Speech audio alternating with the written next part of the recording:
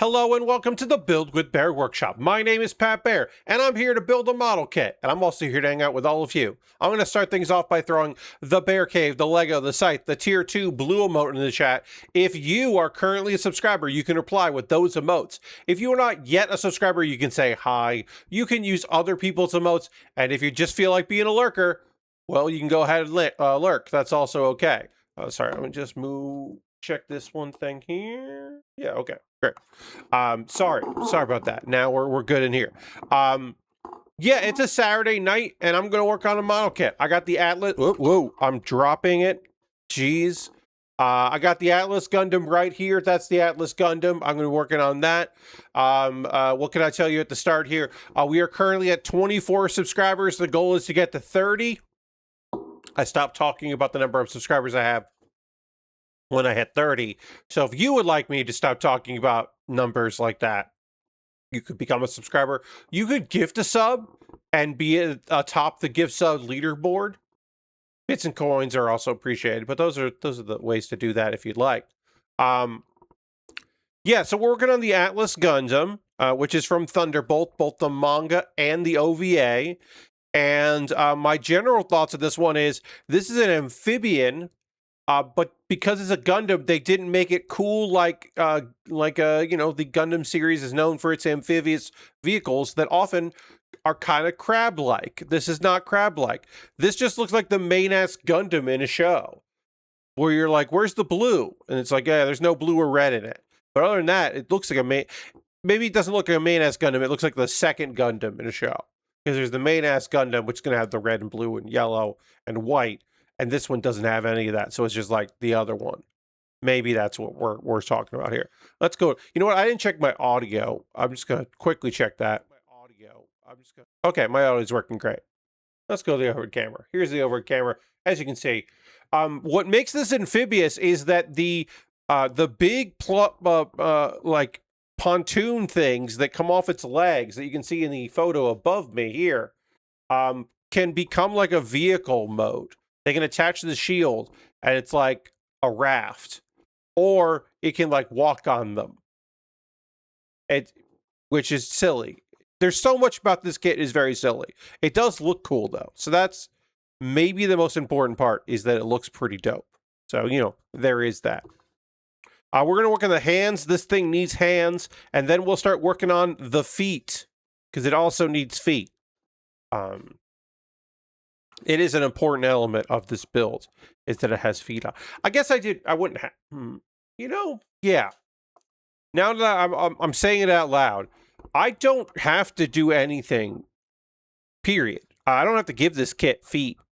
That's like an existential thing where, like, is the model kit done because I finish every number in the manual? I put on every piece that's available, because there are often extra pieces on sprues. So maybe I don't have to do that. Is the kit done now? Is it in a perpetual state of done? Could I say, this is my Atlas Gundam? It's not the Atlas Gundam, but it's my Atlas Gundam, and it doesn't have hands, or legs, or feet, or pontoons, or a big gun, or a big shield. It's just this. Also, there's a tiny gun. It's just this. This is what the Atlas Gundam looks like. This is my Atlas Gundam. I could say that. I guess I could say that. And that would be... okay is the wrong word for that. I don't know if it would be okay. But it would be true. It would be true to me that I had, like, finished the kit as much as I wanted to finish it. That's weird. Sorry, it's a Saturday night, and I don't need to be like this. Sorry, I don't need to be like this is my catch-all apology. It's also the name of my emo band. It was going to be the name of our first album, but we really liked the name, so we decided to go with the name as the band. Sorry, I don't need to be like this. I don't know. I don't know. I don't think I was in a weird mood until now. I think now I'm in a weird mood. Today, I don't feel like I was in an odd headspace, but apparently I certainly am in one. But again, not expecting that. Not expecting to be thinking like that on a Saturday, but here we are. Sometimes they happen. Intrusive thoughts are still thoughts, right? Weird vibes are still vibes, you know? Strange notes that you put in your phone when you are somewhat delirious that you look at later and go, what does this mean? They're still notes. You still did the job of writing things down to see what was up. Just because you didn't come up, just because you then look at it later and go, I don't know what that is. It's still something. You still did the work. It's just the work is not understandable. It's still, you're still doing the thing. Sometimes the thing is just, you know what? Sometimes the thing is just nebulous. That's all it can be.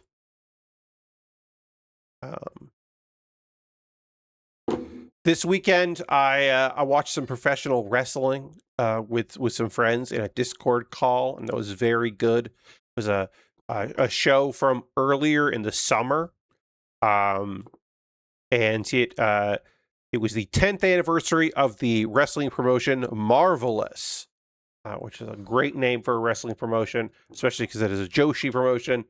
And they have a show. Often they had a show called That's Marvelous, which is just a really good name. Just like it works on a lot of levels. But I watched that. And it was fun.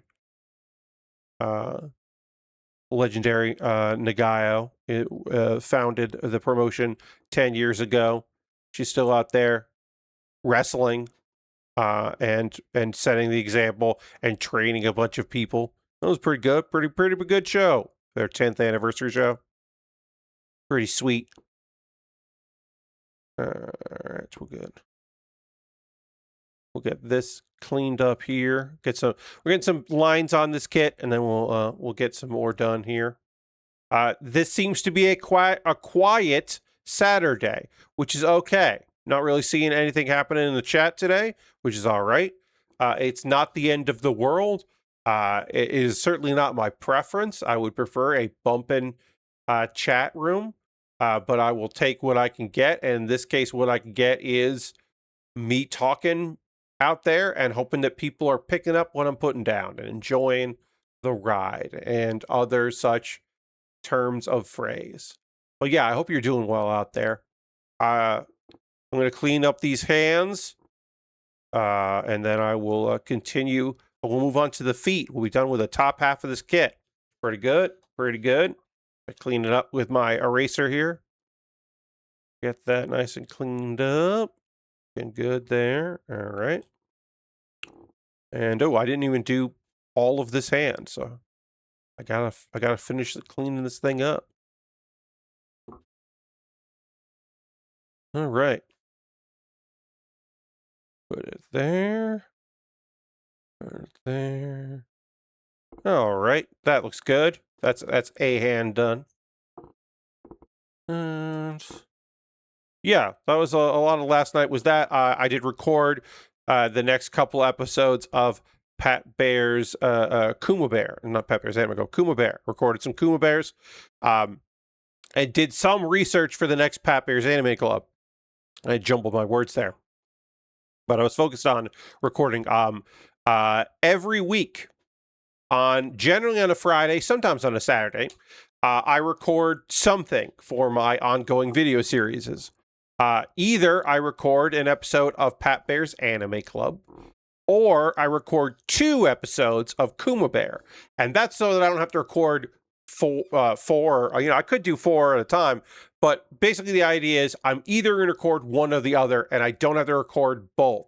I don't have to record a Kuma Baer and then also record a Pat Baer's Anime Club. Now, Kuma Baer does not require that much work. I have my category for the month. I usually choose them in advance. Really, the hardest part of Kuma Baer is, 1, finding an animated GIF that I like. Because sometimes shows don't have a lot of options for what I'm looking for. Shows that just weren't super popular and didn't get a lot of animated GIFs out there. It's the thing, especially older shows. Some of them just don't have them. I gotta dig through Tumblr to find them sometimes because they don't end up on Tenor or Gifly or any other animated GIF place. And then sometimes so I have that. That's the one thing. Coming up with what I want to talk about, not hard at all. The topics, like, eventually maybe Kuma Baer would become a chore, but right now it is certainly not a chore. Figuring out what I want to talk about. So I get that part done. And then I have to do the, like, remember what I like about it, and then rehearse and then record a piece that is, for the most part, off the cuff about said thing, and keep it to under a minute. Now, I know that you can go over a minute on shorts, and YouTube Shorts used to be 1 minute, and then they extended it. But I like keeping it under a minute. That's where I feel comfortable doing it. So I'm going to continue to do that, because I don't want to be like, oh yeah, some of the Kuma Bears later became 1.5 minutes or whatever. So I have to rehearse a couple times, then say the lines that I want to say. Try to get it all out in one take, because I can edit Kuma Bears, but because above me is an animated GIF that is running through, it's a bad call to, like, edit those unless I absolutely have to, because then it disrupts the GIF and it becomes very noticeable that I didn't edit. And so then I would have to, like, try to edit the GIF, and it would be very frustrating. So I don't do that. And while I'm doing that's 1 week, and the other week is Pat Bear's Anime Club. And sometimes Pat Bear's Anime Club takes a while to research and put stuff together. Sometimes it comes together really quick. The videos where I am talking about, like, recommendations, like, here are the shows I'm liking this month. That's pretty easy. That's the easiest one. I'm sorry, no, that's not the easiest one. The easiest Pat Bear's Anime Club video to record is me talking about all of the isekai out that month, because I usually just use AniChart's list of all of the isekai, or all the things that have been tagged as an isekai, and then I just have to, like, add 1 or 2 things here and there and maybe take something away. That's the easiest, because I pretty much know about all those shows, and there's some shows I don't know anything about, and I have to look it up and do a little research. My recommendations, I kind of have to sit and think about, like, do I want to do 4? Do I want to do more of those? Okay, half my recommendations are isekai, or all of my recommendations this month are romance, so I should, like, figure that out and, like, try to make sure I'm, like, not talking only about that, and I'm getting a little broader in my genre of the recommendations. I go through all of that. But sometimes Pat Bear's Anime Club requires a lot of goddamn research. It requires a lot of effort, especially if I'm, like, explaining a meme or a subgenre, or, like, doing an introduction. Like, sometimes that takes a lot of work. So Kuma Baer is usually, like, on a Friday for Kuma Baer, I get the 2 animated GIFs that I need. Do my research of, like, is it still on a streaming service? Because that's the other part of Kuma Baer, is sometimes I want to recommend something, but it's not on a streaming service at all. Like, it used to be on, but then, like, a deal expired and it's not there. And I'm like, oh, all right, well, never mind. And that's frustrating when I realize that. So I got to make sure it's there, find out if it's a dub or if there's a sub, and the dub, like, find that stuff out. Where is it? And then that's fairly easy. And then that night I will record them. That's my general Friday, is doing that. Pat Bear's Anime Club, the research starts sometimes a month before I record, sometimes 2 weeks before I record. But generally I do my research, and then the day I'm going to record, I find all my images and put together a slideshow, and then also take a photo, and then create the thumbnail, my terrible thumbnail. So I'll do all of that generally on a Friday, because Friday afternoons I have the time to do that work. I'm lucky enough to have that time on a Friday, and I can get it done. Sometimes I have things on a Friday, and so I do it all on a Thursday or all on a Saturday. And the general idea of what should I say here?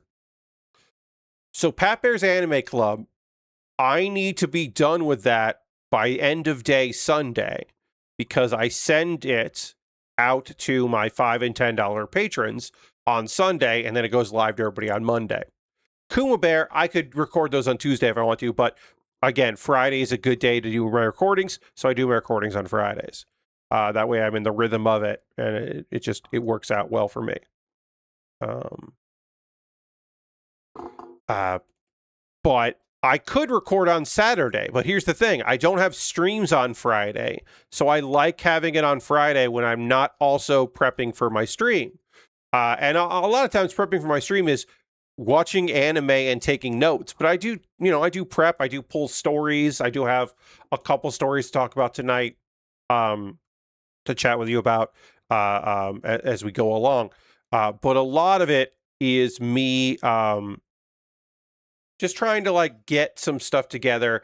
So the research can take days, and I don't want to what's this? If something happens and my Friday gets fucking ruined, if my Friday suddenly becomes something where I'm like, well, this sucks, everything's bad here, I at least have the ability to record then on Saturday. If something on Saturday gets weird and wonky, then I'm kind of out of luck.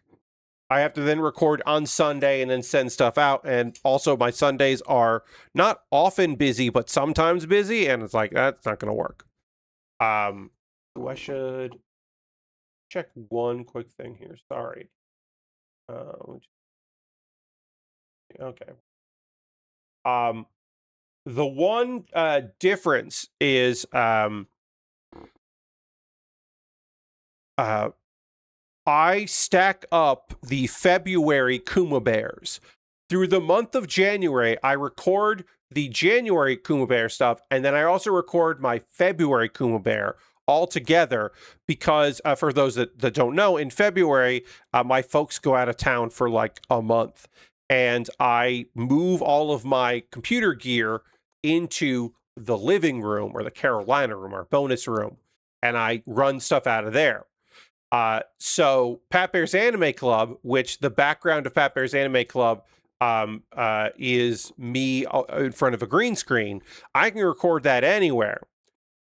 Kuma Baer, I don't record with a green screen because I like having the set of the wall I have, which used to be the set for my normal streams, which is just a bunch of box fronts of model kits, painters taped to a wall. Could I do it in front of a green screen? Yeah, I just felt like it didn't need it because of the way I have it set up. I like how it looks. It's quote unquote uniform. The webcam is or the camera has changed over time, but other than that, it's pretty much the same. And so I'm like, I'm gonna keep it the way it is because I like how it looks. So I don't want to disrupt that and have a different background. So I just record all those in advance, and then in February I don't have to record any video where I don't remove my background. Because again, those are the only times I actually remove it is for that. Or I remove the tool that removes the background, which is a weird thing to say. Because basically, as it stated, every time I stream, I have my background removed. I use the background remover, except, like when I record, that's the same thing. Kuma Baer, that's always been the case. Pat Bear's Anime Club, I used to have a full background. But I realized that I can just use the green screen and or the background remover, and it makes my life easier. It makes my life so much easier to not have to clean up. Honestly, I'll say it. I don't have to make my bed when I stream or when I record videos, any video, because Kuma Baer is cropped in a way. I can't. That's a different profile. I can't change that. I was like, I can show you what it looks like on stream, but I don't have that set up. If I do this, yeah. If I hit this, everything's gonna look real weird when I do this, but I'm gonna do it. Here it is. I'm not cropped, but the other version would be cropped. And then just imagine above me is a an animated GIF. And now, spoilers, an upcoming Kuma Baer is about the anime Knights and Magic. So spoiler alert. September is the theme for September is that I talk about isekai. Some of my favorite isekais, and I haven't talked about Knights and Magic yet, so it was time for Knights and Magic, which is an anime about what if a computer programmer became a little boy who gets to design mechs, but they're like knight-themed mechs. That's the show. That's basically it. And they're CGI robots, and it doesn't look the greatest, but it looks perfectly acceptable.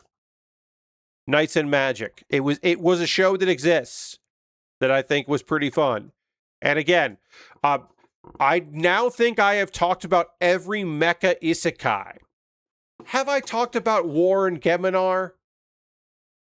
I don't know if I've talked about that. I'm looking that up. Because if I haven't, then I haven't talked about every isekai that has a mech in it on Kuma Baer. War on. No. I have talked about After War Gundam X. That is a Gundam series, or a war series. I have not talked about War on Geminar, which has mechs that are not humanoid, but they look humanoid, but they're not. War on Geminar would be a weird show for me to talk about. I mean, it is an isekai. Aura Battler Dunbine.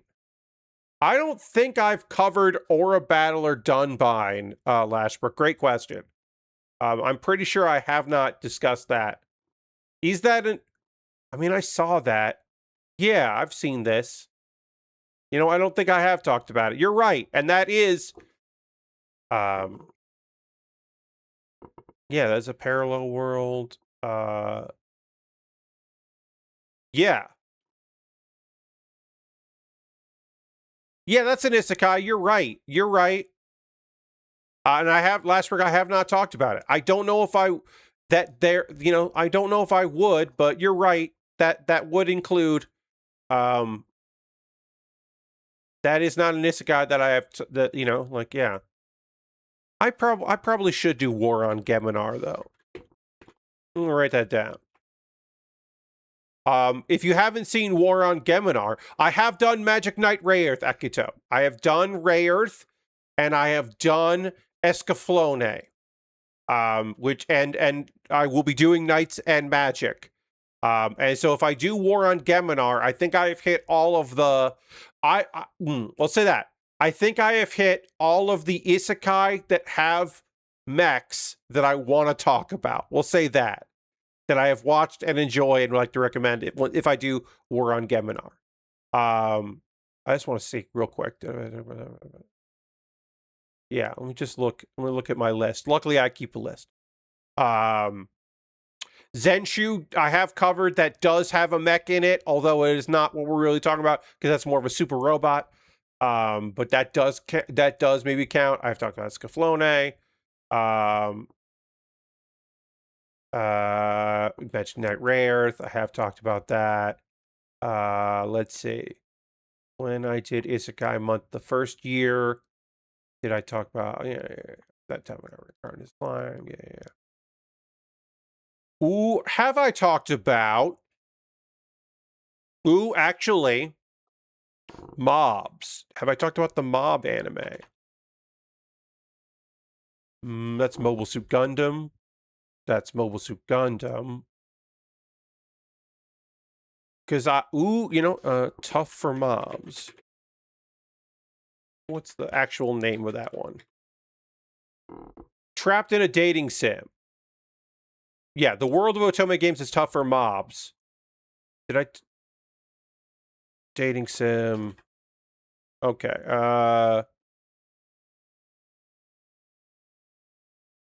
Yeah, World of Dating Sim.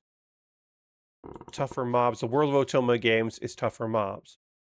I might... Oh, you know what? That's another one that has mech. There we go. I have not talked about the isekai that has mechs. the world of Otome games is tough for mobs. I have talked about that before. I thought for sure that I had recommended that. So there we go. That is a show that does have mechs in it, and there are cool mech fights. It's not the most important part of it, but there are cool mechs in it, and I haven't talked about it. That might be a future mecha month where I have to talk about that. I don't know. I'm writing that down too. Welcome, yeah. The world of Otome games is tough for mobs, which I don't. Yeah, let's see. The world. Yeah, okay. I haven't covered that. All right. Did not expect to be talking about the things I haven't covered yet when it comes to that, but that's good to know that I haven't gotten there yet. Anyway, I recorded 2 Kuma Baers. One of them is about Knights and Magic. I probably should, when I talk about Isekai, talk about, I'll cover War on Geminar this month. I did have, I had most of it figured out of what I was going to cover this coming month, but I hadn't figured out every single show that I want to talk about. So it's good that now I can add it to the list. Oh yeah, I could talk about War on Geminar. And in fact, I won't say what, but I'm actually transitioning from month to month. I don't do this that often, but every once in a while I like to do it because I think it's fun. So I'm this month is chillest of chill, and so I talked about a chill anime that is also an isekai, and so I will basically be talking about, because it's a 5 Wednesday month in September, I'll talk about 6 isekai in a row, because one of my August ones is also an isekai. It just worked out that way. I was like, you know what? That's a chill show. One last thing about Kuma Baer and then we'll move on to some news of the world. One last thing I wanted to say is that a thing I try to do is vary my sources of where you can view a thing, like, or streamers or whatever, or have you. I do have a month dedicated to free with ads, where it's stuff that's like officially on YouTube or on Tubi or something like that, or Pluto TV. And so I do like having that, and I'll always strive to do that month, because I think that month is important. But I also I don't want to do like a month where every single anime I'm recommending is all on Crunchyroll. I like to throw in other sources like Hulu or Netflix or High Dive. So the show that I'm going to be recommending this upcoming Kuma Baer is a High Dive show, because now some people would say, well, I don't have all these services, but there might be people out there who are like, well, I don't want Crunchyroll, or I don't have Crunchyroll, but I still want to watch some anime in the category you're talking about. And so I might be able to be like, oh yeah. And the same reason why I did a Pat Baer's Anime Club about anime that's on Prime, exclusively on Prime, not to encourage you to get Amazon Prime, but merely for folks that have Amazon Prime to be like, oh shit, there's some exclusive cool shit on here that I could check out. Like, oh, I could be watching the Ghost in the Shell. I could be watching City the animation. That there are quality shows on the service. There's also some stuff that's not good, but there is some very good things on there. You could watch the terrible Fist of the North Star that they've got, which is just, every part of that is garbage. You could watch that. You shouldn't. That is technically an exclusive. All right. There are only so many stickers left here. There are stickers that we will be applying now that go on the legs here, and then there are going to be these, which I think go on the pontoons. I don't know where these go. They might go on the big gun, but I know that all of these go on here and the other side. So we're going to do that now, and then we'll be mostly done with stickers, which is great, because this kit has a lot of stickers. Hey, there's a new James Pond coming out. City of Wolves is cursed in general, but it's extra cursed for using anime dub Kenshiro. Yes, very much so. Hey, there's going to be a new James Pond game. And it's called Rogue AI. It has nothing to do with the creator of James Pond, Chris Sorrell. And Chris Sorrell has been banging the alarm that this shit is gonna suck ass. And you can be like, oh well, he's not involved in it, so it's kind of rude for him to be taking shots at it. But he's been basically last year. He was like, oh, this is going to be awful. Yet another warmed over rehash of a 34-year-old game that somehow makes it look like 30 years of tech progress never happened. And he was mad that the developers, Gameware, were promoting it with lazy AI-generated bullshit, and which they deny. They do deny that. There is a new video, a new trailer out for it. If you look at the Switch 2 mock-up of the cover, that shit is fucking AI. That has all the hallmarks of this is made with AI. The images that they've released like, here's what the original looked like, and here's cleaned up, and here's what we did to import it, and here how it looks. You look at it and you go, these are different processes. Like, the images don't look like, no, this is not proof that you did this by hand. This is proof that you, along the way, have different ideas of how to, like, keywords. It's just a proof of keywords that you used for your AI generation.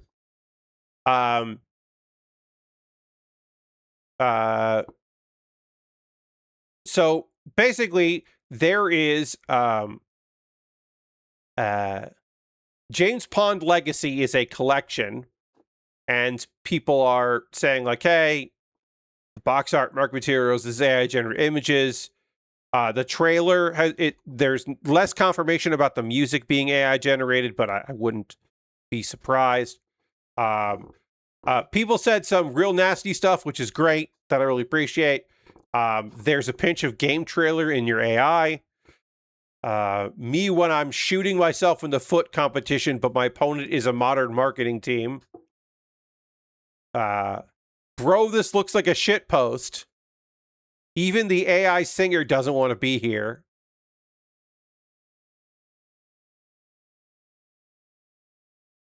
All of the marketing stuff looks like it. They reveal some things that just make it very clear they're using AI.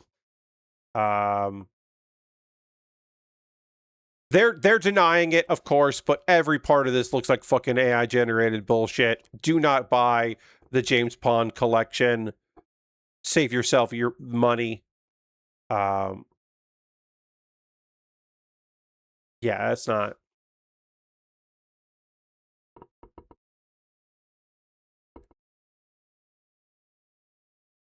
Yeah, it just looks like complete trash.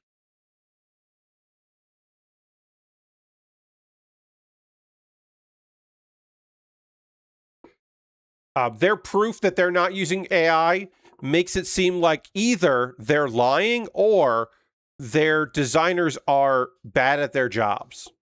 And, they're probably both, but yeah, seems real bad. Seems real fucking bad and lazy and bad.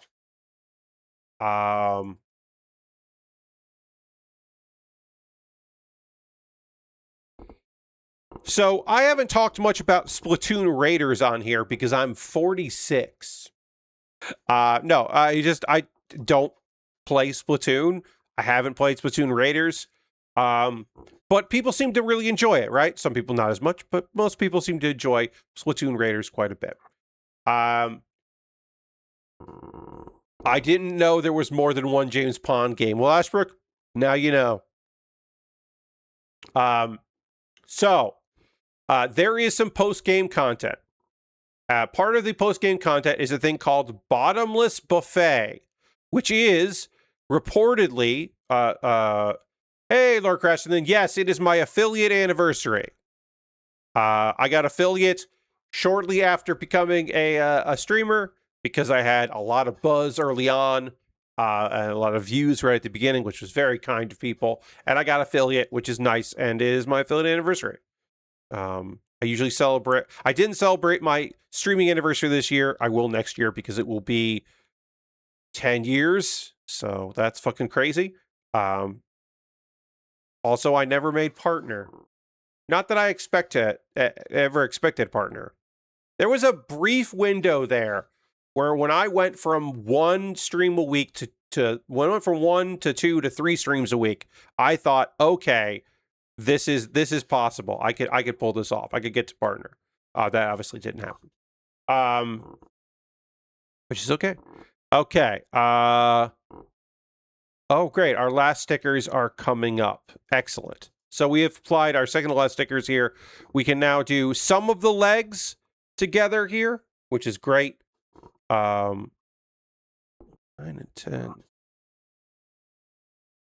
Oh, these are multiple stickers. Got it. Okay. All right. So yeah, so we got these together. We can move on to the next step here. So yeah, this thing was called Bottomless Buffet. It is a survival thing. You're going floor after floor. You're challenged harder enemies. It gets harder and harder. And you have to collect a bunch of eggs before the timer runs out, and then your run is over. And so they said it's bottomless, and implied, Nintendo implied, by saying bottomless, that it's just an ongoing thing that gets harder and harder and harder. You assume there is a limit, that there would be a point where it would end. You would just have to assume that, but there would be some astronomical number. Apparently, the astronomical number is 1,000. There is video posted on YouTube. A attempt of them to do it over 2.5 hour period of them to do it. They beat floor 1,000, and then it just ends. There's nothing above it. That's it. That's the end. There's no reward, there's no accomplishment, because why would Nintendo put that in? That's just bottomless. They must have assumed at some point someone will get to 1,000, but they didn't particularly care if that happened or not, which is very fucking Nintendo. It is, in my opinion, unbelievably Nintendo to just be like, yeah, what? I think it's great. But yeah, if you're trying to, just stop wherever. You don't have to go to the bottom. There is a bottom. It's not bottomless, but there's no prize. There's no reward. The reward is doing it, I guess. Like giving people a thing of poop for getting all the seeds in Breath of the Wild. I mean, you still get something, right? Like this is just nothing. So I can understand why some people thought they might, find the bottom or whatever. But, yeah.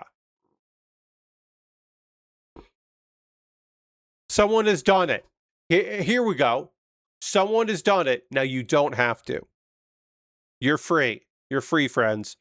You do not have to be held into the grasp of having to do that. The thrall of being the first person. There's already been a person, and there's no reward for it. So you can just let it go. You don't have to think about it. Not that I think anybody watching this was thinking about it, but still. The possibility exists that someone out there was thinking on it, and now they don't have to think on it.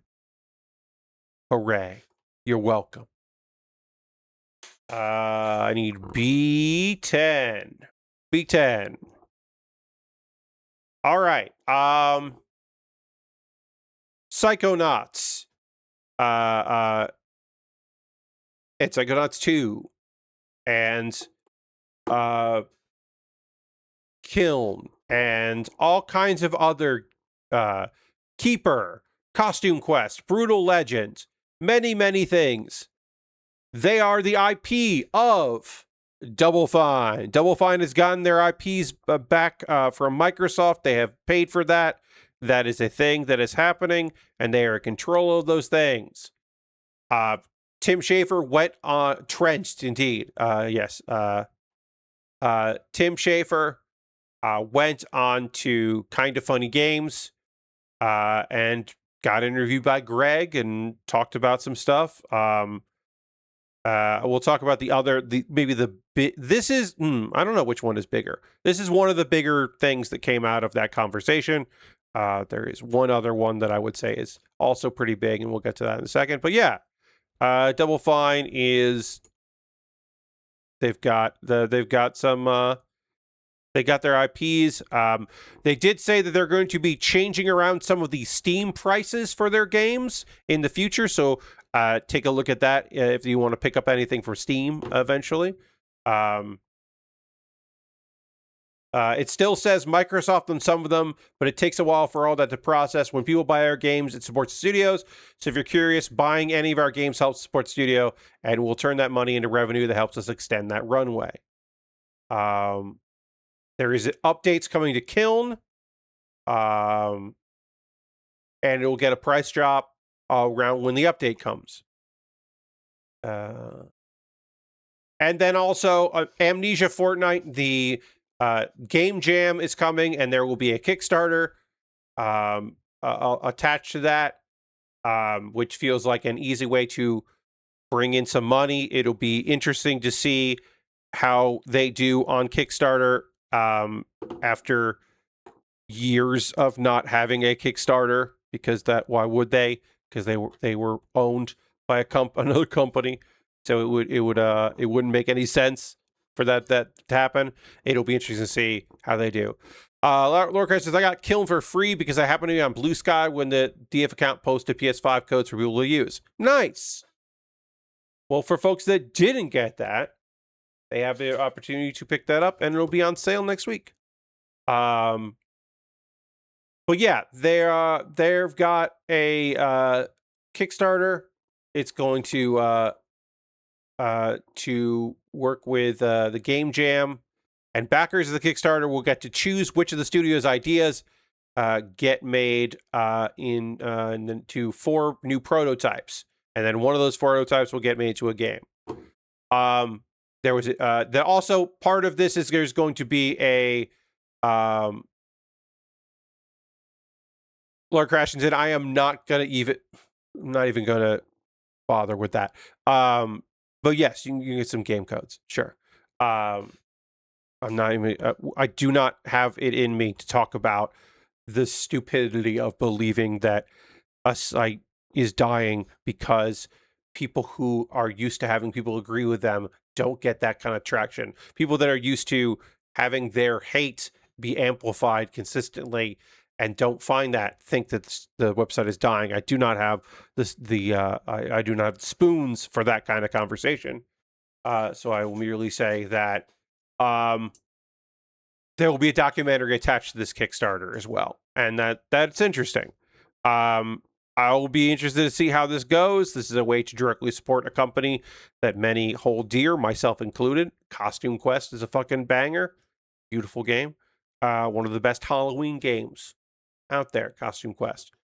Fantastic piece of work.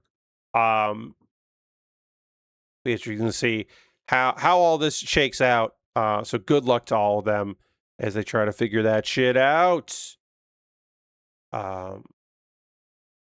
Yeah, I mean, Tim Schafer is a pleasant man to talk to. So the interview was a good one to check out if you're interested. And then it talked about it'll give them a bit of a freeway as they start working on what they're doing next and all that.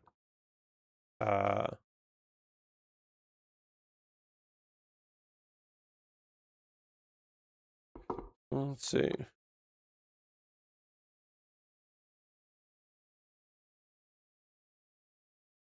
And I believe that's all the news stories that I wanted to chat with you all about today. And now, for the next 10 minutes or so, we'll talk a little bit about professional wrestling, in which I will lament the fact that Eddie Kingston was not cleared to wrestle tonight. They found out about that yesterday, that he would not be cleared to wrestle. Therefore, Eddie Kingston is no longer part of the Continental Challenge Cup. And I am saddened by that. I am bummed out by that as a big Eddie Kingston guy. I wanted him to wrestle. This meant that Eddie Kingston was wrestling on fucking television, and I like that. I like when that happens. I would have liked him to have been able to wrestle on TV next week as well, and as well as tonight. He has been replaced by Daniel Garcia, who won a match last night on the Ring of Honor Death Before Dishonor. And so Danny got the spot. He is fighting Claudio. I think that match will be good because it's Claudio and Daniel Garcia. I have not seen it yet, but I'm sure it'll be good. I did see that Kyle O'Reilly defeated Orange Cassidy, so Kyle O'Reilly will be moving on. And so yeah, the winner of Claudio versus Garcia will take on Jon Moxley or Kyle O'Reilly or Nigel McGuinness. And we'll see. Now, did I think that Eddie Kingston was going to beat Claudio? Yes. I think Eddie Kingston was going to beat Claudio. It makes sense to me. Claudio getting his win back also makes sense. It's not the strangest thing. The idea of having two members of the same faction in the Final Four, maybe fighting each other in the semis, that makes sense. Also, it's very clear that they are putting all their stones behind the story of Nigel McGuinness beating the odds and making it to a match on Wembley, and Eddie Kingston falling on the way there makes sense. So I imagine we see Moxley versus the other Death Rider and Kyle O'Reilly versus Nigel, and Kyle targets the leg but then can't go for the kill, or doesn't go for the kill, allowing Nigel to outsmart him. Nigel McGuinness was supposed to wrestle last night, and either Nigel is hurt, maybe for real, but also maybe kayfabe, and because he's working through it, we don't really know. But to me, the idea maybe, instead of the fact that he's injured, someone just said, "Wait, should we have him lose on Friday and then win on Saturday, and then win next week? Does that make any sense? What if he just wasn't in that match?" But I don't know that, or he is, they're playing up the injury, but also they were like, he should probably not be wrestling 2 times, back-to-back matches. What if you didn't? I don't know. I don't know for sure. But I'm bummed. I'm bummed Eddie Kingston didn't get his match tonight. I'm bummed Eddie, even win or lose, I'm bummed he didn't get that match. And I'm certainly bummed that he is out of the competition, because I love Eddie Kingston. Eddie Kingston is a fucking worker, and I'm sad that he will not be part of the competition anymore. I find that to be a fucking bummer. All right, so these our last stickers are going to go on the legs here. I didn't know where these stickers went. I didn't realize they go on the legs, but we'll get this together and then we'll apply the stickers after that. But yeah, I'm excited to have our last stickers go in. But yeah, it bumps me out. Now, I don't know. There is a trios thing happening there. You could make the argument that perhaps Eddie could end up, we could have Eddie and Ortiz and Mance Warner. It would be fucking wild if Mance Warner's like debut on the main roster outside of Ring of Honor was at fucking All In. I don't think that's going to happen, but it could. And that would be kind of fucking wild. I don't know. I hope they put Eddie in the, I hope Eddie is cleared. I hope he's in good health. And I hope he ends up in the men's casino gauntlet, because that would be rad if he ended up in the men's casino gauntlet. But I don't know. I don't know what the cards are going to be saying about this, where things are going to land. I'm just bummed out because that's my guy. Also, Eddie and Claudio work so well together that that's just a match I like seeing. And then I'd hope that we would see, Eddie versus Moxley in the semifinals is a great story. You can easily do that. I think that works perfectly. Eddie versus Nigel has never happened, and I don't know how it would at this point. So that would have been fucking rad to see. And then Eddie versus Kyle O'Reilly would also be fucking rad. That would be a great change of styles. There's also the idea that we could see, like, because again, I didn't see it, so I don't know. If Garcia won tonight, then you could do Garcia Nigel instead, and they could do that, and they've done it, and they could do that again, and I think that would be pretty rad. Or Claudio Nigel also would be great. Because it feels like if Eddie's not in it, Kyle O'Reilly versus John Moxley is a great fucking match, but they've done that match, and I don't think they're going to do it at Wembley. With Eddie out, to me, the only match that makes sense, in my opinion, is Moxley and Nigel. That just makes the most sense to me. It's bittersweet. We still don't know if Maya World, still don't have a match for Maya World. I wonder if they're just going to do on Wednesday, like figure that out, like just figure out a multi-person match. I kept waiting for somebody to turn heel or Tekla to come back and attack her. Maybe they were waiting for it's not over yet, I don't think, the Stardom Cup. Stardom is having a big tournament, and Julia Hart's in that. I don't think, to me, Julia Hart like being around doesn't matter for Tekla, but maybe they're waiting for everybody to be back together before where they do some shit. I don't know. But it feels like Tekla come back. Also, they haven't announced a women's gauntlet. There was a women's gauntlet last year. There's a men's gauntlet. I would imagine you do the gauntlet for the new number one contender. And I assume that would be Tekla. Because that makes the most sense to me. Or Toni Storm returns. Because that also makes a lot of sense to me and would be cool shit. Like, if you got Toni Storm, then you should have Toni Storm come back. I don't know how this sticker applies. It applies to, like, this outside edge, but I don't know where this piece goes. Because you can see there's, like...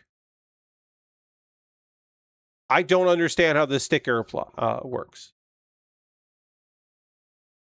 It seems to go, like...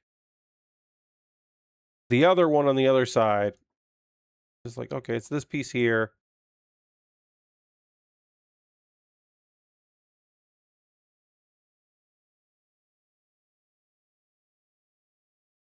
Like that. Sorry, I just don't know where this sticker goes or how this sticker applies. I think it goes like this. But then what does this do?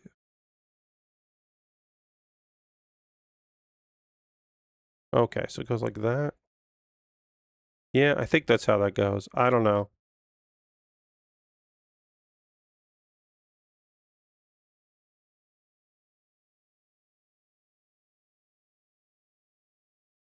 All right, I think I got that sticker on right. I don't know. So yeah, but that's All In. That's next Sunday. It'll be a daytime thing, so I don't have the stream being postponed or anything. That will happen as we go in the year here, unless I start really fucking hating the product, which could happen. There's no, it's possible. I will be taking some scattered Saturdays off for the rest of the year. Because the majority of AEW pay-per-views for the rest of the year will be happening on Saturday evenings. They might do a Saturday afternoon at one point, but probably not. It'll probably just be Saturday evenings. And I'm going to watch those because I like the company and like the product. I didn't like the last pay-per-view, but it happens. And we are almost at football season. And so when American football happens, Tony Khan has to deal with the Jaguars. And so he doesn't want to have his pay-per-views on a Sunday, which I understand. I get it. But I think all of them are going to be Saturdays moving to the rest of the year.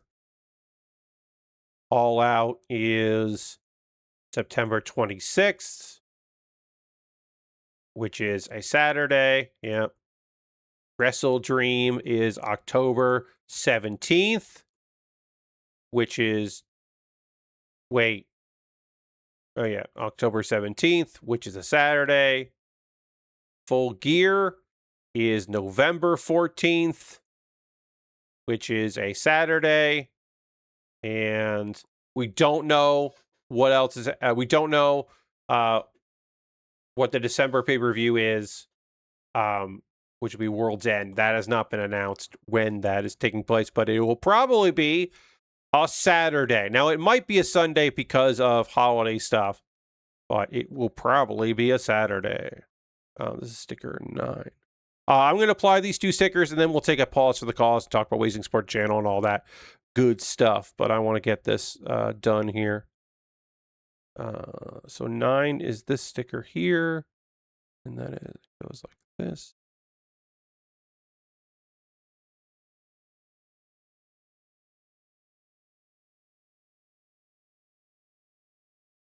All right.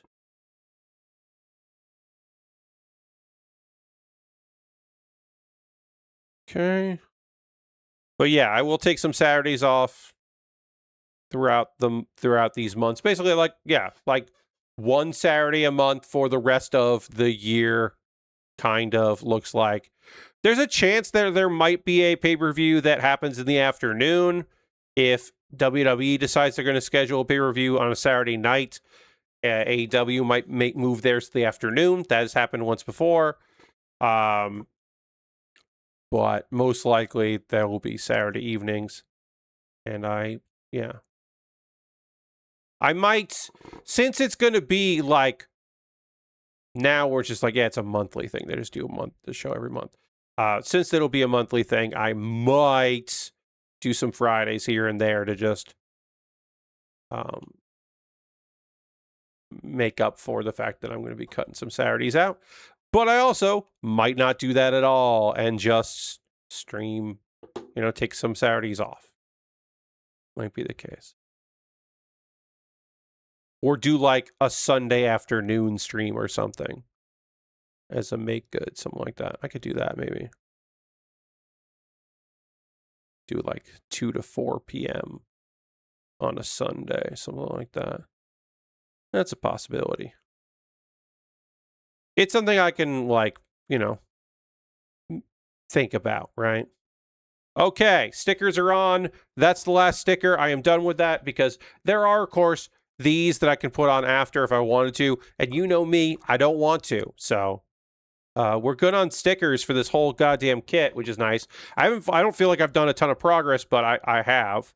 I did the hands and the feet, and now I'm putting together almost all of the legs that I can do at the same time because there's some armor pieces that can go on this, which I will do. This might be the first Mystery Wrestling I missed because it's 7 a.m. on a Saturday. Yeah, that's rough for you, Lashbrook. I get it. You might have to just skip it or get when it goes onto the Patreon. Join their Patreon for a month so you can watch the archive. But I understand. It happens sometimes, right? Sometimes it happens. Okay. Now is the part of the stream, friends, where I'm going to talk to you, that's right, you, about ways you can support the channel. Everything I'm about to talk about is optional. You are under no obligation to do any of these things, but if you would like to, I'm just going to give you some opportunities to help me out. financially. First and foremost, if you are currently a subscriber to the Build with Baer Workshop, you can throw the Bear Cave, the Lego, the site, the Tier 2 blue emote into the chat. Being a subscriber is the easiest way to support what I do here through Cash Money or your Prime Gaming token. If you have Amazon Prime, you can link it with Twitch. You get a Twitch token. You can use that token for anybody. If you want to use it for me, that would be great, but you don't have to. We are currently, as I said, at 24 subscribers. My goal is to get to 30. I shut up about it when I hit my goal. So if you'd like me to get to my goal, you could gift a sub. You could become a subscriber yourself. Share the love. That would be great. Now, obviously, you're already here on Twitch, so I mentioned the Twitch stuff up top because it's the easiest way to support me. But if you would like to join my Patreon, that's another way to support me financially at the $1, $3, $5, or $10 tier. There are different rewards for the different tiers. Consider joining me on Patreon if you are so interested in that. Right now, there will be a Q&A at the end of this month, which is exclusive to Patreon. And then after this month, I will be changing that to a video series that I will do monthly called the Backlog Vlog, where I will look at all of the kits that are in my collection waiting to be built in the future. And so people will be able to take a look at that as a bonus feature that will, again, be Patreon exclusive. Because it's nice to have one thing for Patreon. Over on my YouTube channel, you can subscribe for free, but if you'd like to become a member over there for just $2 a month, you can get my Wednesday videos on Tuesday. So you'll be able to see what the last of the chillest of chill videos that I've talked about on Tuesday instead of waiting until Wednesday, like a chump. Thank you, everybody who watches on Wednesday. I appreciate you. Got way more views for this current Kuma Baer than previous Kuma Baer, which is great. You'll love to see it. Those are monthly ways to support me financially. If you'd like to throw something in the tip jar, throw some change in the bucket, I've got a Ko-Fi and a PayPal. Everything I make through direct donations through YouTube, which includes AdSense. So if you're watching my videos, you're helping me out there. Through Patreon and through Twitch, all goes into a fund, and from that fund, I pull money out to buy model kits and Lego sets and equipment, all kinds of things and things. Now, I have a backlog. This came out of the backlog. I've been happy to work on it. If you would like to buy something for me to build, I will give you the link to my Amazon wish list. I'm going to drink some water here for a second. Pardon me, I was parched. My Amazon wish list has a bunch of things that you could buy for me to build. Anything purchased on that wish list jumps the queue and becomes the next thing I work on and gets a dedicated video on my YouTube channel where I talk about the thing and give the person who bought it a shout out. I've got model kits and Lego sets. I have another one of those 4D builds, but this one is from K-pop Demon Hunters. I'm excited about that. But I also have Lego sets and model kits, all kinds of things and things. If you see something on the wish list and you say, dang, it would be cool, I would like to buy Pat the Razor Crest from The Mandalorian and Grogu and have him build that. That sounds neat. Yeah, I'll build that. Hell yeah, I will. You can pick that up.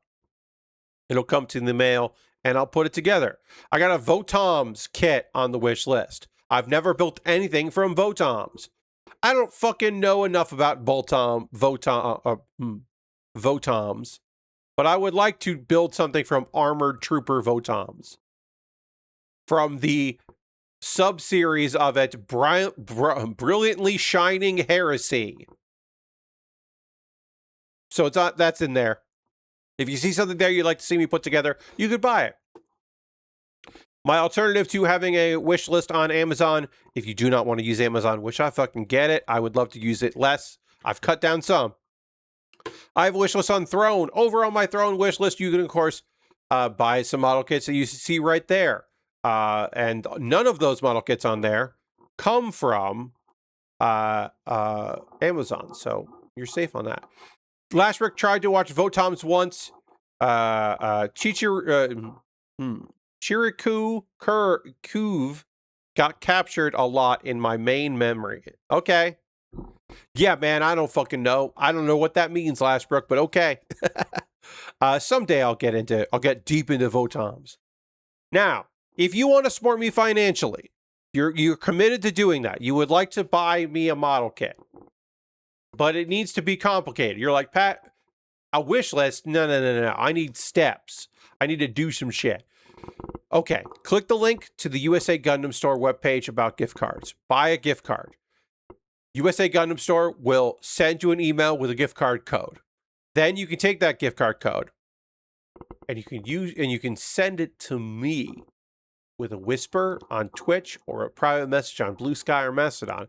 And then I will use that gift card code to buy something from USA Gundam Store. That's the way. Again, if you want to support me, people have done it. More people have done that than bought something on Throne, which is a legit, real website. If you want to join my Discord, join my Discord. That's a great way to support me without spending any money. We'd love to have you in the Discord. Let's see. The Discord. Couple video links for you to check out. Pat Baer's Anime Club. As mentioned, I talked about tonight, I made a video where I talked about some of the amazing anime that happens to be exclusive to Amazon Prime. And how you should if you've got the service, you should watch some of these great shows. And I listed a few, and they are pretty cool.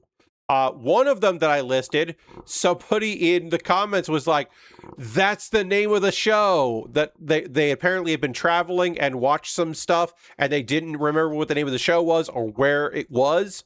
And I have helped them. I don't expect to weekly help people, but if I can do it occasionally, that's pretty good. I feel good about that. And then Kuma Baer is my weekly anime recommendation series. I have gotten direct feedback. I got a text message from a friend of mine who I know watches my videos but does not comment because she shouldn't. But she watched this Kuma Baer video and now she is watching Play It Cool Guys and she thinks it's fucking awesome. So there you go. A anonymous testimonial from a friend of mine that apparently still watches my Kuma Baer videos. Play It Cool Guys is a fun show about a group of boys, young men into adulthood. And the thing they share in common is they're great dudes who are also very clumsy, but they're trying to play it cool. They're trying to play it off. That's the premise. It's a very simple premise. The characters are very fun. These are good boys. You'll like it. You should check it out. Watch my 1-minute video about it and then check out the series if you're interested. Let's see. I've got some anime to chat with you about. I have an itch that I'm scratching right now. My apologies. I have a mosquito bite on my stomach. Mosquito bite right over here. It sucks. I hate it. It's awful. It's like over a rib. Part of my rib cage, I should say. Not a rib, but part of my rib cage. It's very annoying. Put on your bug spray, folks. Don't be like me. Learn from my mistakes. I'm going to talk about some anime. I have to drink even more water because I am still parched.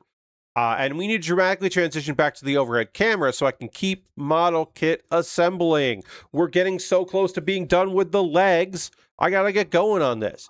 And we'll do all of that right now.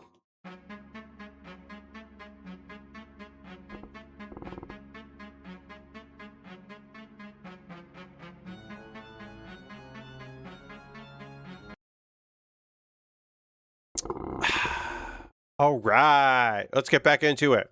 I gotta put okay, I gotta look okay, we're gonna look like this. Look like this. Is that right? Yeah, that's right. Okay. Yeah, it's gonna go in there. Okay. We're done with the stickers. Now I need to just put it like this. We need A8, A8, A8, and then A14. Okay. So we'll do that. We'll get these pieces on here. And then we will continue with the builds. But we're going to talk about some anime. Control V. Yes.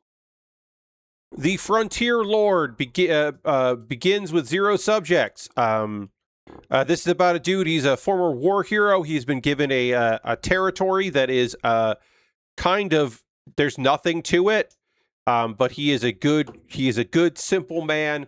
He is strong and nice, and he has the gumption to make things happen. He is surrounded by cool people, including a woman that has claimed that someday she will marry him because he slayed a dragon, and that is awesome. And then the people who just like know of him throughout the years, there have been a wide variety of people that have been showing up that are like, wait, no, man, we heard that Diaz was here, and we know that Diaz rules. Now, some people have shown up because they're like, if we kick Diaz's ass, then people will think we're awesome. And that turns out to be not effective. That does not work out in their favors to try to beat his ass. Meanwhile, Diana, the one of the princess, she has been fed incorrect information about him to make it seem like he's an asshole by her older brother. Now, it should be stated, her older brother used to be the crown prince. He is Nereus. He used to be the crown prince. He was disowned from that. He is still a noble, but he is not a prince. And so that shit's not working for him. But also, he was a garbage person. He was trash, and he got kicked in the nuts as a punishment, and now he is unable to do stuff that you would expect, and maybe that's one of the reasons why he's no longer the prince. But he got punished, so now he's been having a vendetta against Diaz. He's trying to use his sister Diana to take punishment on there. The crown prince, the new crown prince Richard, who respects Diaz quite a bit, he's trying to figure stuff out. He's trying to dissuade the sister and bring her home. And then also the money, there was supposed to be money sent to Diaz, but that shit didn't work out. So now he's going to get that money sent there. Eldon, who is basically sworn as a blood brother of Diaz. He is the local lord, nearby local lord. There is a lot of conversation about he can't say no to helping out the princess. Like, he can't refuse that, right? She's a princess. He can't say, I'm not fucking doing that shit. What are you even talking about?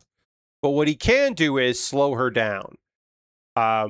Etiquette says that his men can't leave his vicinity and go on this conquest while he is drinking tea. They cannot interrupt tea time because he has to see them off. So he's just like making maneuvers. He's making moves to like slow some shit down, which is pretty great. And then also, she hired a bunch of mercenaries, right, to fight for her. She doesn't have enough constricted people. And the mercenaries are like, wait, Diaz? We're not fighting Diaz. Are you fucking crazy? We don't have to be nice. That's nuts. One, that guy's really strong. And two, he was known for respecting mercenaries.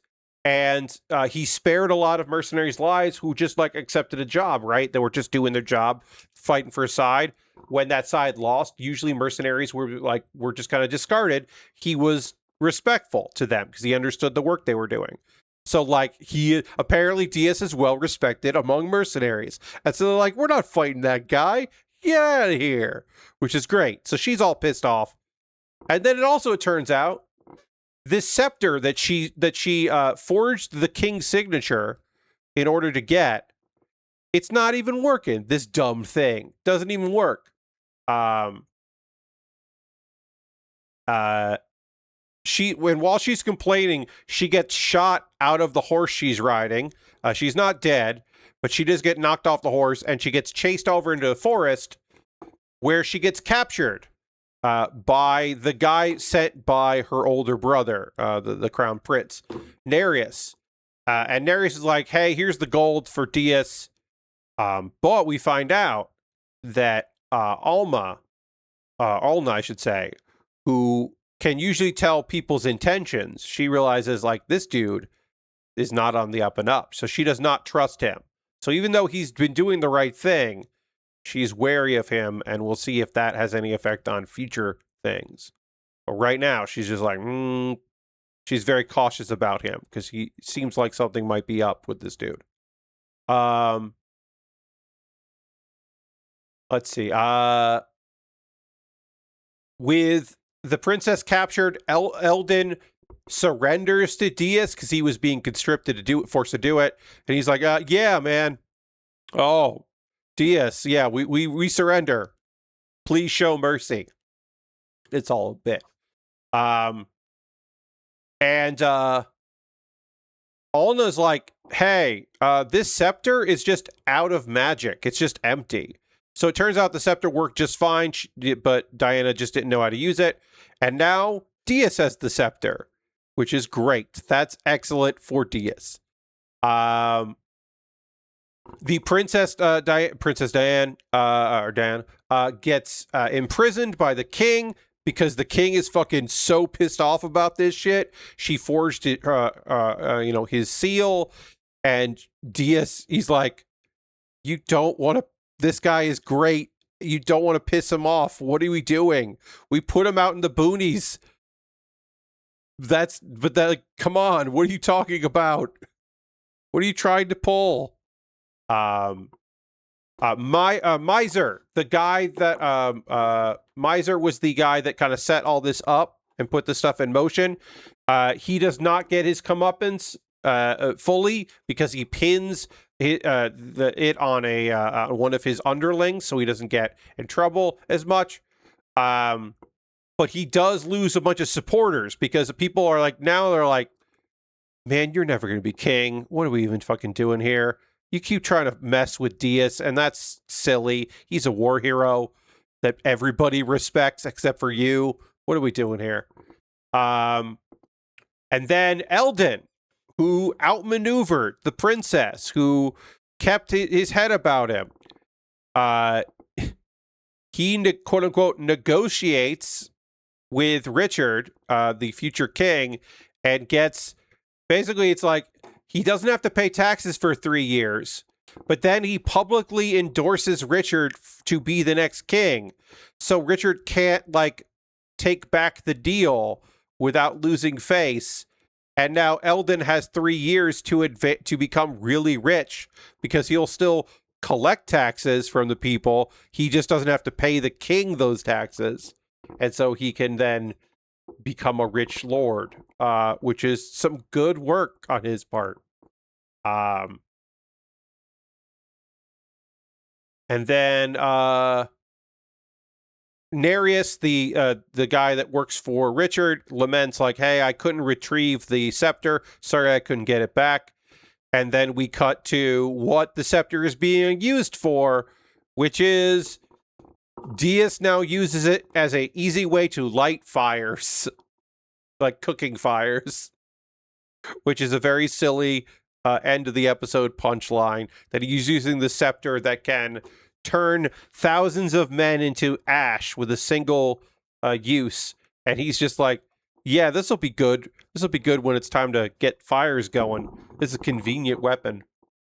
I love this dumb character. Diaz is a good dumb guy that I enjoy thoroughly. This show is not for everybody, but I find it to be delightful. I think it is a good, fun, silly time. All right, we're getting the legs together here. We still have to do the thighs, and of course the thighs will need to be panel lines, but we will get that together. So while I figure this part out, I'm gonna go here, and this is gonna go like that, because the leg would go like this, and then bend like that. That makes sense. So we'll get all this together here. I can talk. All right, so disclaimer. This episode of Ghost in the Shell is a fucking trip. It is a mind trip on purpose because the source material is fucking nonsense. If you saw this episode and you were like, why does this feel so familiar? This episode, the manga chapter that this episode is based on, is the movie. It is the basis of the Ghost in the Shell movie. It is not one-to-one because the movie expands a bunch of stuff, adds some things. If you were like, when you saw the Puppet Master early in the show, you were like, that's not what happens to the Puppet Master. Or you're like, wait, what about all this other stuff with the Puppet Master? Now you know what's going on here. There's a lot. There is a lot of psychobabble. There is a lot of big thoughts and like big questions that come out of this one. I will do my best to explain what happens here, but it is fucking weird, but also cool. It is weird and cool, and I was stoked to watch it be gorgeously animated by Science Saru. It's fantastic. But if I miss something here, it's just because I'm trying my best to simplify what happened without having to go on numerous tangents and big picture stuff. Also, there was a little bit of stuff that wasn't covered that will probably get covered in the next episode. So yeah, there's a little bit here. But okay, so Section 9 is investigating because an automated factory, for some reason, unknown reason, on its own, spun up a prosthetic body, and that prosthetic body, which should not have a soul or a ghost in it, gets up on its own and starts running, and then gets hit by a truck.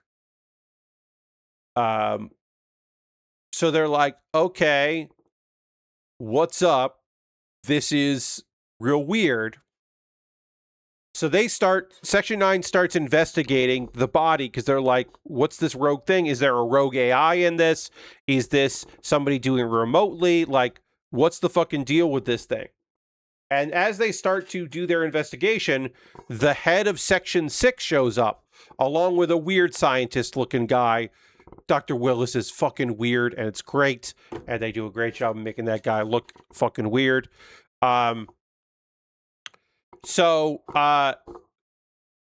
Nakamura shows up. He is the head of Section 6. And he's like, I'm taking command because this belongs to us. And apparently, the consciousness that is inside this prosthetic body is the Puppet Master.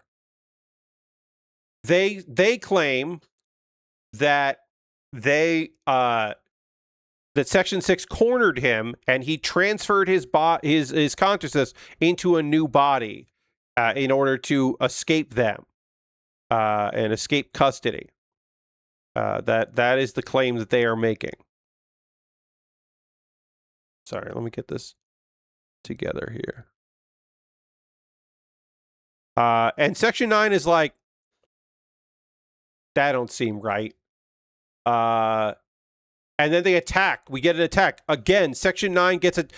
Once again, this is literally, obviously there was time that happened in between, but it is kind of funny to remember that the last episode was Section 1 siding or making a deal with someone to attack Section 9 and get revenge on the Major. And now, one episode later, Section 6 is attacking them. They steal the body, and apparently,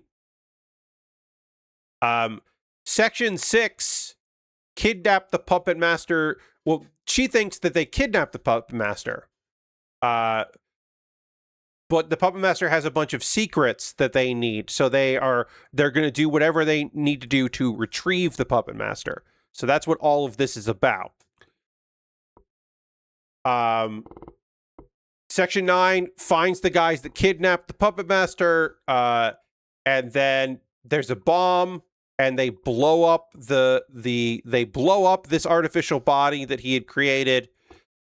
So then but before the ghost disappears or dissipates, the Major dives into the Puppet Master's mind to preserve memories, to get copies of the memories. And then we get a big revelation of some shit that's going down. Now, meanwhile, there's a fight. Some characters have some slapstick moments of falling down. Bato has some good one-liners. Like, some shit's happening here. But I am just trying to get into the major themes because a lot fucking happens in this goddamn episode. A lot of big moments happen here. So, okay, so I need A or B.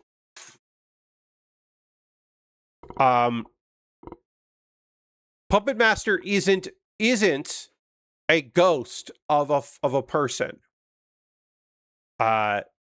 Section 6 created an espionage program, and that espionage program gained sentience and made itself a body, and that's the Puppet Master. And then they've been trying to track it back down to just take over the espionage program again. And so the Puppet Master has been trying to elude them and also take down major parts of the government and do all its things. And the Puppet Master thinks that perhaps it is a higher being, that it is a unique form of life. And then the big questions are, so the Puppet Master was never a human consciousness put into a machine. There is no ghost in the machine in this case. But does that mean that the Puppet Master, and again, I haven't said again, I should say, all of this is hilarious to say about a character named the Puppet Master. It is very funny that I am talking about, is there room for discussion about is the Puppet Master, does the Puppet Master have a soul? What makes a soul? Is this artificial intelligence deserve rights and freedoms? Is this a higher form of consciousness and life? And that, but also its name is Puppet Master. So I understand that this is very silly. Puppet Master is dying though, because the bomb and its consciousness is fading, so it connects with Kusanagi, our major, is still connected to it. So she starts seeing weird visions. And this is one of the few times that Science Saru is taking some liberties. They are doing more with this to kind of fill in some of the gaps to make it look, I think, a little bit wilder than my memory of the manga chapters. And that's where we leave off, is her like having weird visions. Maybe she's having she's melding with him. Is she now different? We don't know. A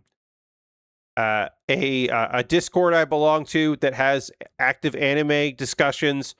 Somebody just said in the comments of this one, or when we talk about this one, just like, I don't fucking get it, but I'm gonna watch the next episode, which to me is like, that's a high compliment of like, I don't fucking know what just happened here, but like, I do want to know. I would like to know more, so I'm gonna give them time I'm gonna watch more of it. It was a great fucking episode. Real good, real weird. If I missed anything, my apologies. It's head trippy and odd, and it's techno babble. Lastberg says it's kind of funny how fast the part where Section 9 has the Puppet Master and gets attacked goes. It feels like it had been 20 minutes. Yeah. Like, it's just like, it's a lot. It's wild that this wasn't even all of Chapter 9, the manga. Or, not Section 9, Chapter 9. It wasn't all of the chapter of the manga. It was like most of it. But it's dense enough they made a fucking movie, you know? Like, obviously the movie has elements of all of the many, the manga itself, like the many chapters of the manga. It just focuses on this story and focuses on the Puppet Master because it's the most out there. But yeah, like, damn, dude, this shit rocks. I fucking love it. I understand if this is not your thing, but I will say, much as I've already said before. If you have Amazon Prime, I think you should watch the first episode. Watch the first episode of it, of The Ghost in the Shell. See if you're vibing with it. See if this is doing something for you. I think it's fucking phenomenal. I think you'll like it. I can't, say for sure that you're gonna love this shit, but I think it's pretty rad. All right, so what do we have left to build, Pat? We have some weapons, and then we have the sub legs, the pontoons. We got the sub legs to build here, and then we have the big gun to build, and then we have the small gun to build, and the shield. The shield is just like, I think, like 2 pieces. Yeah, it's just like 2 pieces. There's not much to the oh no, the shield has a few more pieces. Sorry, it's got a few more pieces on. Bunch of different ways to put it on there, but yeah, we'll get the shield together here, or we'll work on the sub legs. So I'm definitely going to finish this kit on Monday. So tomorrow I will have a poll for my $10 patrons over on patreon.com/PatBaer. Put the link in the chat again. Yeah, why not? But my $10 patrons will be able to vote on what I start next. I just received something in the mail today that I can't wait to put into the poll that I think will win the poll. I don't know. But I think it's going to win the poll. Anyway, yeah. So I'm definitely going to finish this. Oh, why didn't that? Oh, I didn't write the E in there. I wrote patron, not Patreon. There it is. But yeah, my $10 patrons tomorrow will be able to vote on what I start on Monday, because I don't think I'm going to finish the sub legs tonight, but all we have left is the sub legs and the shield and a weapon, and then also posing. This kit needs to get posed properly because it has like a couple modes. So we're definitely going to finish this on Monday. All right, so we can get some of this started here with some of our weapons here, or some of our sub legs here. Put that there.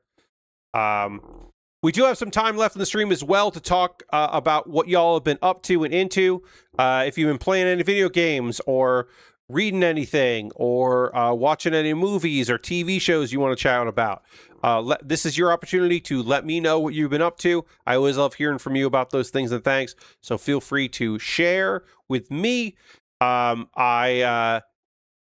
I'll tell you that, as I said earlier in the night, I watched some wrestling last night with some people. It was very fun. I don't watch enough of the wrestling from the promotion Marvelous, and I would like to watch more of Marvelous because they put on a pretty damn good show. One thing I didn't say about that show that was really weird was Starboy Charlie, who is now Charlie Hall or something. He's got a name. I can't remember it. Chaz something or other. He's got an NXT name, but he didn't for a while. Starboy Charlie wrestles in overalls. He's great. He's legitimately a fantastic wrestler.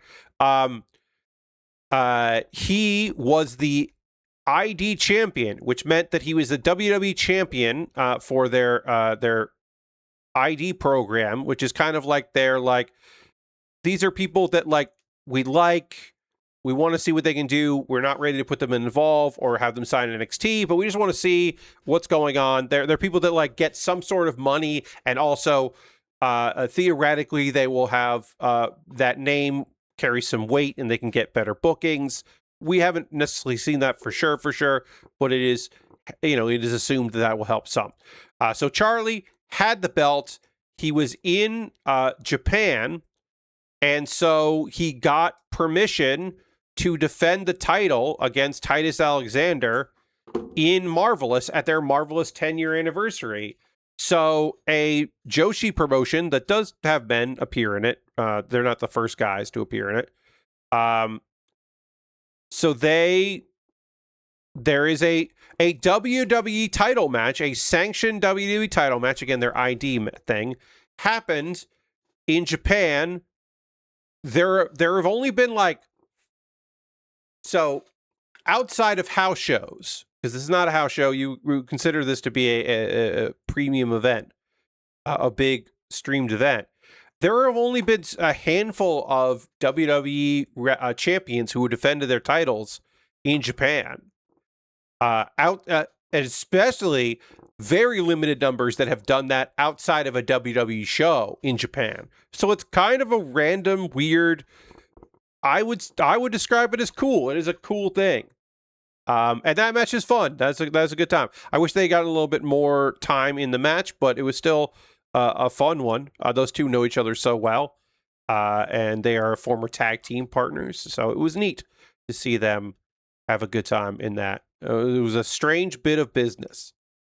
That was the thing I wanted to mention that was down. Another thing that was odd was Tokyo Joshi Pro Wrestling, which is my either my favorite or second favorite wrestling promotion, depending on the day, modern wrestling promotion. They sent Miyu Watanabe to wrestle. TJPW does have independence. They rarely work, like almost never work with another promotion, another Joshi promotion. But they are both in the same, like, the legend. There's some legends involved in this, so they're paying tribute for that. Like they had Meiko Satomura come and do some stuff before she retired. Like it's, but it is odd. They usually don't mix with other Joshi promotions at all. So it was cool that they were there, that they sent Miyu. And also, if you're going to send somebody, send Miyu Watanabe. And that was fucking rad. And the main event of that show was phenomenal. Tag team partners fighting each other and just whooping each other's asses. Sari, who I have shown on from her produce shows, I have shown Sari on Pat Watches Wrestling stream. She is one of the best wrestlers in the world at this time. She is in top 10 easy. Just a fucking phenomenal talent. Just unbelievable.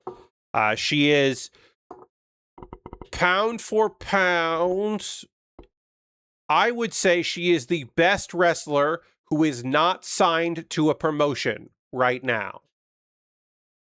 That she is not signed to any major promotion or minor promotion. She's a freelancer. She is the best freelancer in the world right now. Because she is just such a fucking phenomenal talent. Unbelievably incredible wrestler.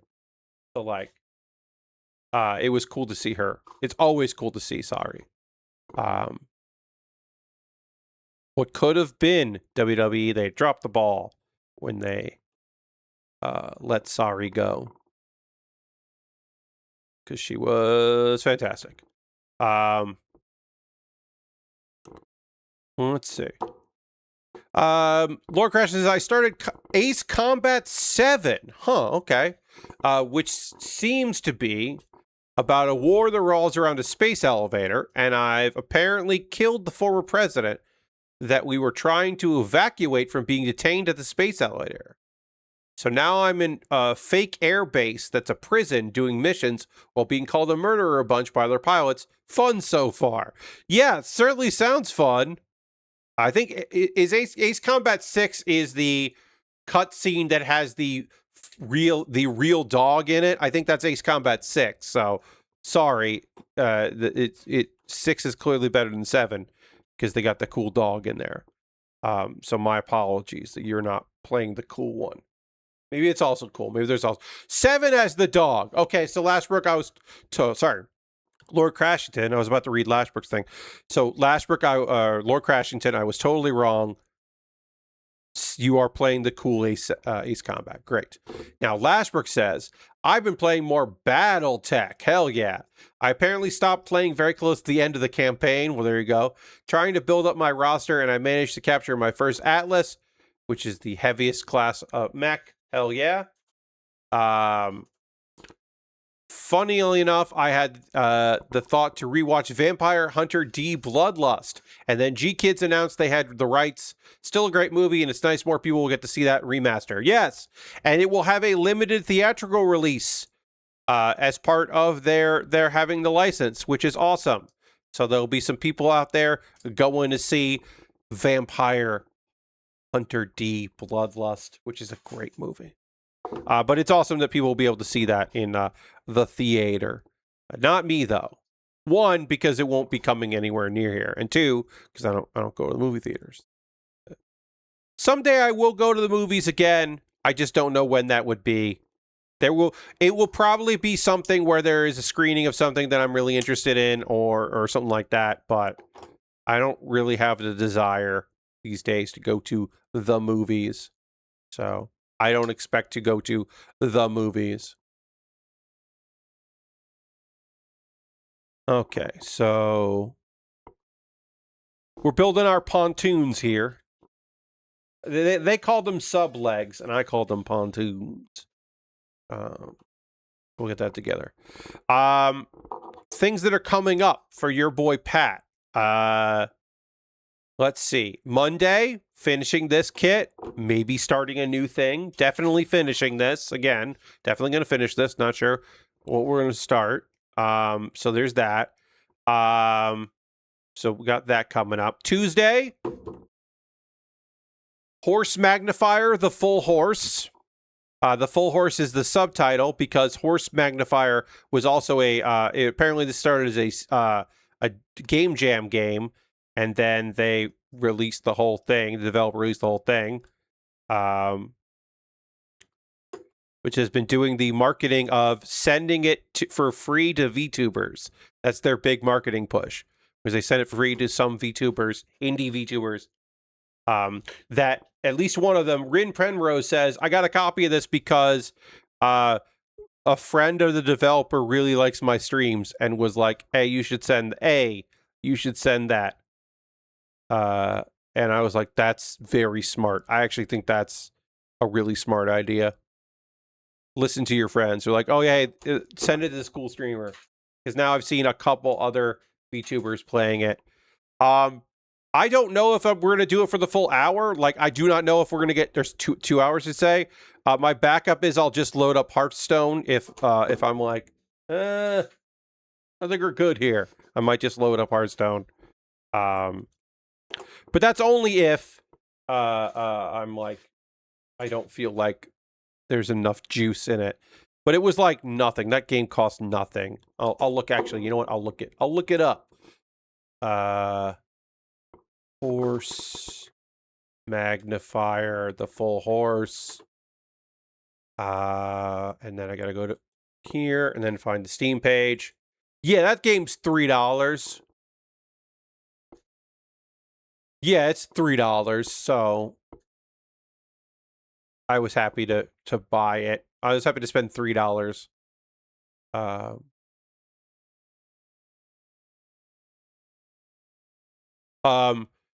They had a little fun.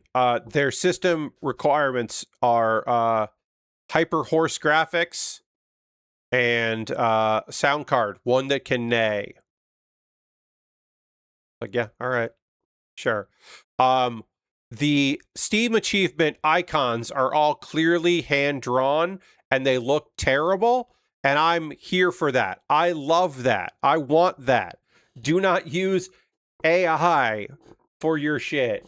Yes, hand draw your terrible. You need graphics, hand draw them. That game looks like nonsense, and I can't wait to play it on Tuesday. That's going to be Tuesday's stream. I'm psyched about that shit. That shit's going to be dumb as hell. Hell yeah. I got a Lego set to include in the list that I think when my $10 patrons see what I have, what I'm listing as things that I can work on, I think the Lego set is going to win the poll. Should it win the poll? Probably. Will it win the poll? I don't know. Because they, I don't have a lot of $10 patrons. So if if everybody's like, actually play this, or not play this, actually build this, and they don't build the thing that I think they're going to vote for, and they vote for something else, then I play that other thing. Or I build that other thing. Jeez, my words aren't great tonight. Sorry about that. I think I'm thrilled. I am genuinely thrilled that I got through that explanation of this episode of Ghost in the Shell, The Ghost in the Shell. I'm stoked that I didn't fuck that up, because words are now hard for me in this last couple minutes of the stream, and I all of a sudden words are very hard. So I'm glad that I'm pretty sure I did an okay job explaining what was going on.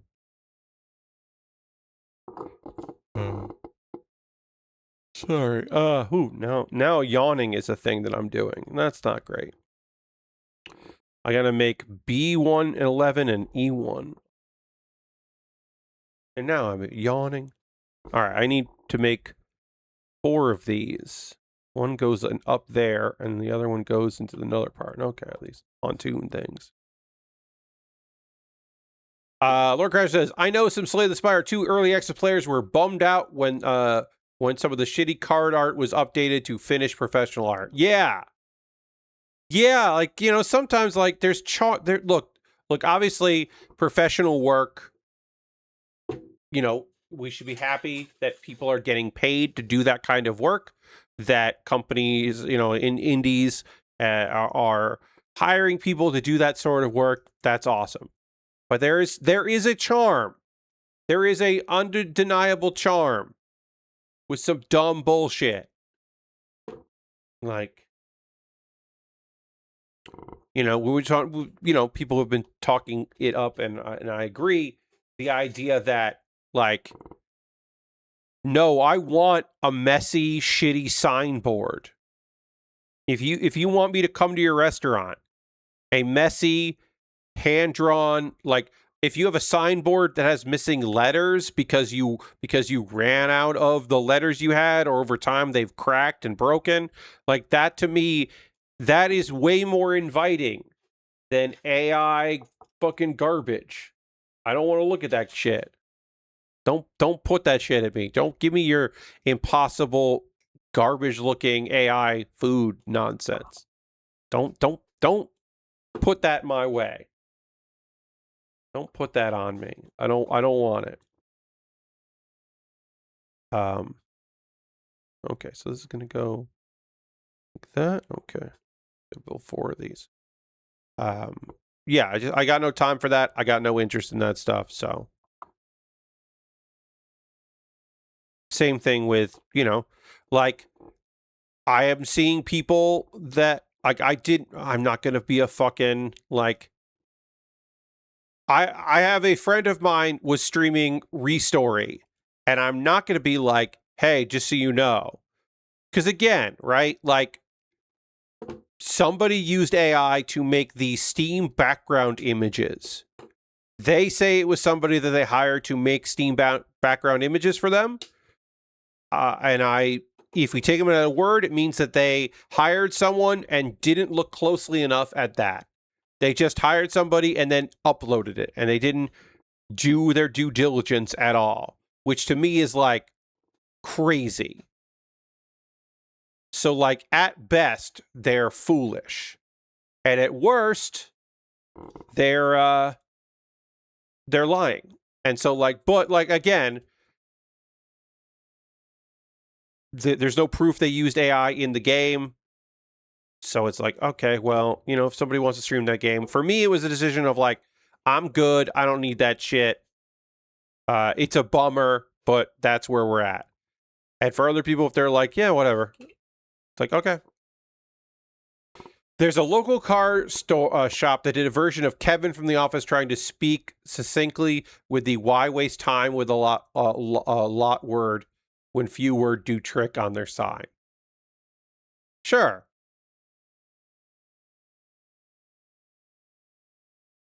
I think bad Photoshop is better than AI. I think MS Paint is better than AI. I think clip art on made in Canvas, so put together in Canvas, is better than AI. I think all that shit is better than AI. This model kit's better than AI. Ha ha ha! Nice, good one, Pat. Nailed it. I did it, everybody. I'm fucking making it happen. So yeah, a good bit about being cheap, yes, is better than AI, for sure. Yeah. But also pay people instead of using AI. We're going to wrap things up tonight. This is going to be the end of our stream. This has been a fantastic kit. I will finish this kit up on Monday and then start something new. I got to finish the rest of the pontoons, the sub legs, put them together, panel line everything, and then build some weapons, and then also pose it, because it's got a couple different poses that are both very silly. And so I look forward to doing that.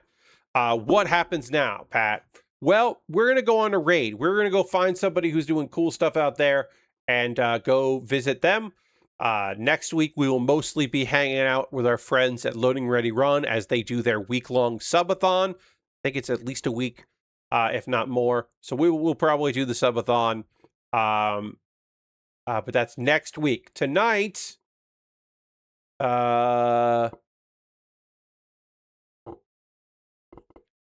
they're doing, hey, let's go over to Games Done Quick. Games Done Quick is doing, they're doing a replay of Star Fox speed runs, all Star Fox speed runs. And this is a replay, it's not a live thing. So we're going to go hang out over there because that'll be fun on a Saturday. So feel free to come along on this raid. I hope you will come back on Monday as I finish this up. This kit up and probably start something new. Thank you all so much for being here. I hope you have a great rest of your night. I hope you come along on this for more good times. This was a nice chill Saturday, and I hope you had a good time hanging out with me on the stream. And I'll see you on the next one. Goodbye, everybody. Goodbye, goodbye, goodbye, goodbye, goodbye, goodbye, goodbye.